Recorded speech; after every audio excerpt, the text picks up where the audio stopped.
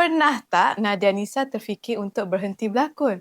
Pernah! Hai, saya Nadia Nisa. Hari ini kita nak main View Tanya. Soalan pertama. Alamak. Cabaran terbesar Nadia Nisa sepanjang bergelar anak seni. Tukar baju. Exchange wardrobe every time, every scene. Dalam 10 lebih ke 20 scene sehari itu sangat mencabar untuk saya. Ini akan menjadi satu kertas anyaman selepas ini. Impian yang masih belum terlaksana sebagai Nadia Nisa.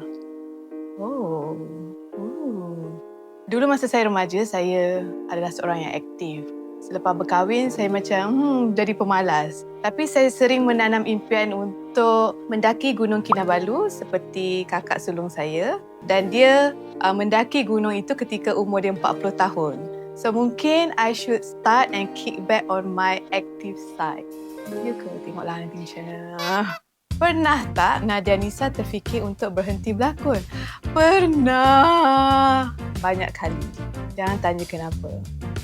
Gandingan yang Nadia Nisa impikan tapi belum terlaksana. Ramai sekali.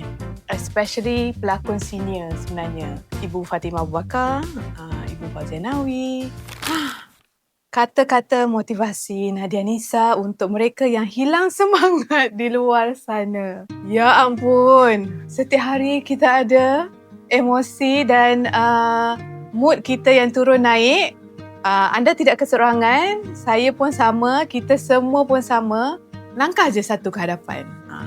Sekecil 1 cm, itu pun sudah membawa a big impact in your life. Try to move 1 cm a step ahead, okay?